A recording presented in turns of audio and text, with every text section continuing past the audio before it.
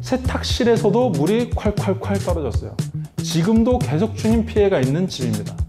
그는 60평짜리 아파트가 초토화된 사례, 손해배상 금액이 얼마가 나왔을까요?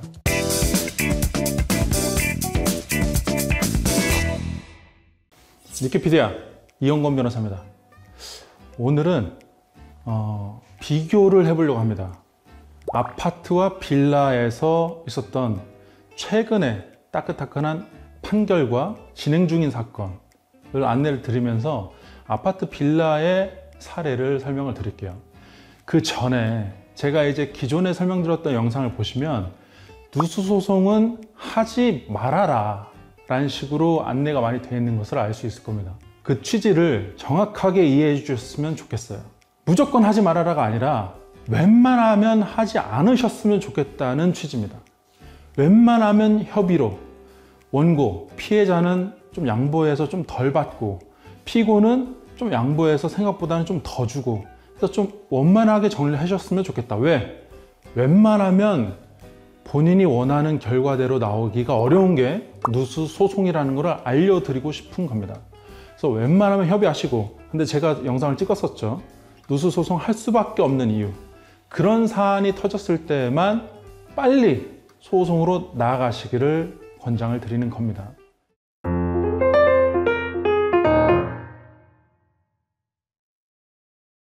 그럼 오늘은 두 가지 사례, 아파트, 빌라 사례에 대해서 소개를 드릴게요. 먼저 아파트입니다. 일산에 있는 60평 되는 아파트예요. 구체적인 아파트는 말씀드리기가 어렵습니다. 지금 소송 계속 중이고 1심 판결이 이번 달에 나왔고 오늘 보니까 항소장이 들어왔어요. 그래서 계속 중인 사건입니다. 근데 판결이 조금 재밌게 나와서 상세하게 설명드릴 수는 없지만 대략적으로 이 금액 정도까지 나오는구나 를 알려드리기 위해서 설명을 드립니다. 60평짜리 아파트 탑층의 바로 밑에 집이에요. 옥상 탑층의 바로 밑에 집. 이 아파트는 안타깝게도 하자 보수 보증 기간이 딱 도가한 시점입니다. 하자 보증 기간이 도가하기 이전이면은 건설사, 시공사, 시행사한테 손해배상 청구를 할 수 있습니다. 근데 보증 기간이 도가한 이후에 발생한 하자, 누수에 대해서는 청구할 수가 없어요. 그럼 누가 책임져야 되냐? 옥상, 옥탑방을 아파트마다 규정을 달리하고 있습니다. 이 사안에서는 윗집의 책임이라고 봤어요. 근데 아파트마다 공용부로 보는 아파트들이 있습니다. 규약이 아예 그렇게 정해져 있는 아파트들도 있습니다. 이럴 때는 공용부로 볼 수 있어요. 근데 이 사건 아파트는 그 옥상 탑층에 사시는 분들이 발코니 화단 공사를 했는데 거기에 방수에 하자가 있다고 나온 사례입니다. 발코니에 하자가 있어요. 물이 내리면 발코니에 차고 잘 빠져야 되죠. 안 빠지고 물이 차오릅니다. 그 차오른 물이 밑에 집으로 다 쏟아져 내리는 거예요. 밑에 집이 초토화된 사례입니다. 자, 60평짜리 아파트의 밑에 집이 초토화됐고 그 거주자들은 다 밖에 나가서 살고 계세요. 왜? 물이 그냥 붓듯이 콸콸콸 떨어집니다. 비가 오면. 아니면 거기에서 뭐 화단에 물 주겠다고 물 틀어놨을 때 물이 펑펑 떨어져요. 지금도 떨어지고 있고 며칠 전에는 세탁실에서도 물이 콸콸콸 떨어졌어요. 지금도 계속 중인 피해가 있는 집입니다. 그는 60평짜리 아파트가 초토화된 사례, 손해배상 금액이 얼마가 나왔을까요? 4,800만 원 나왔습니다. 근데 이제 4,800만 원 중에 이 사건에서는 특이하게도 500만 원을 위자료로 인정을 해줬어요. 왜? 누가 봐도 이 집은 심각합니다. 물이 콸콸콸 거실에서 부엌에서 다 콸콸콸 떨어져요. 그렇게 심각한 사례다 보니까 재판부에서도 이 정도면은 정신적 손해가 인정된다고 봐서 500만 원을 인정해 준 사례입니다. 제가 웬만하면 청구하면 안 된댔죠. 근데 이렇게 초토화된 사례에서는 입증을 통해서 청구할 수가 있다는 거 확인해 주시기 바랍니다. 그럼 4,800만 원 중에서 누수 탐지비 50만 원도 있었어요. 내가 누수 탐지한 거는 한 번 했는데 누수 탐지가 제대로 안 됐어요. 2번, 3번, 100번 한다고 칩시다. 누수 탐지 한 번에 30에서 50만 원, 100번 하면 그거 다 물어줘야 되나요? 아닙니다. 잘못한 탐지들은 물어주지 않아도 돼요.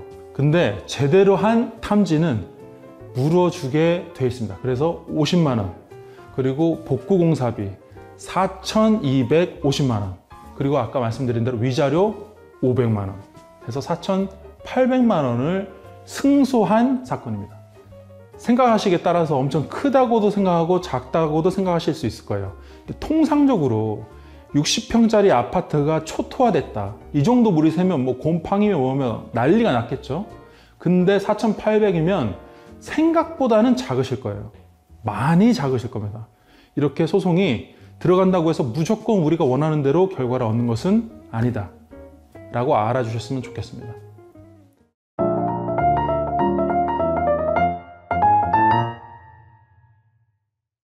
그럼 비교하기 위해서 빌라를 소개를 해드릴게요. 저기 서울의 상도동에 있는 빌라입니다. 23평짜리 빌라예요. 그래도 방이 3개가 있습니다. 이 빌라도 초토화 됐습니다. 그 집에서 아예 아무도 살 수가 없어요. 물이 계속 흘러내립니다. 그 물이 흘러내려서 밑에 반지하에도 흘러내려요. 반지하도 제가 소송하고 있고 이 윗집도 소송하고 있습니다. 이 윗집은 아직 판결이 나오지는 않았어요. 계속 중인 사건입니다. 근데 감정을 했더니 피해 금액이 얼마가 나왔냐, 23평짜리 빌라, 아까 얼마 나왔죠? 아파트는 4,800만 원, 이번에 빌라는 3,800만 원이 나왔습니다. 고치는 데 들어가는 돈이요. 3,800만 원으로 충분히 고칠 수는 있는데 이 집은 아까 아파트보다도 상황이 훨씬 더 심각해요. 사실은 아예 전체가 곰팡이로 뒤덮여 있고 아예 폐가처럼 되어 있습니다.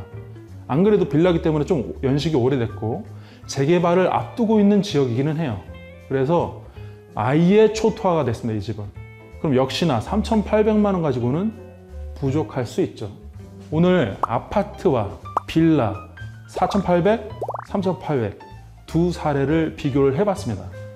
원고 측, 저희 의뢰인인 원고 측에서는 바라는 금액이 다 나온 건 아니에요. 근데 이렇게 초토화된 아파트는 빨리 고치는 걸 원하시죠. 빨리 고쳐서 내가 내 집에 빨리 들어가고 싶다, 이걸 희망해서 소송을 하시는 거고, 돈은 그 다음인 분들입니다. 이렇게 사는데 굉장히 힘듦을 겪고 원하는 손해배상을 다 받지 못하더라도 피고 입장에서는 이 금액 플러스 변호사비 플러스 감정비 훨씬 커지게 되죠. 아까 4,800이었죠? 이분은 변호사비 감정비까지 합치면 6,000대가 가까울 겁니다. 이렇게 예상하는 것보다 더 줘야 될 수 있고 예상하는 것보다 덜 받을 수도 있다는 걸 예상하시고, 꼭 필요하신 분들은 빨리 진행하시길 바라겠고, 웬만하면 원만하게 합의가 되시기를 바라겠습니다. 억울한 사람 없도록 니케피디아 이영건 변호사입니다.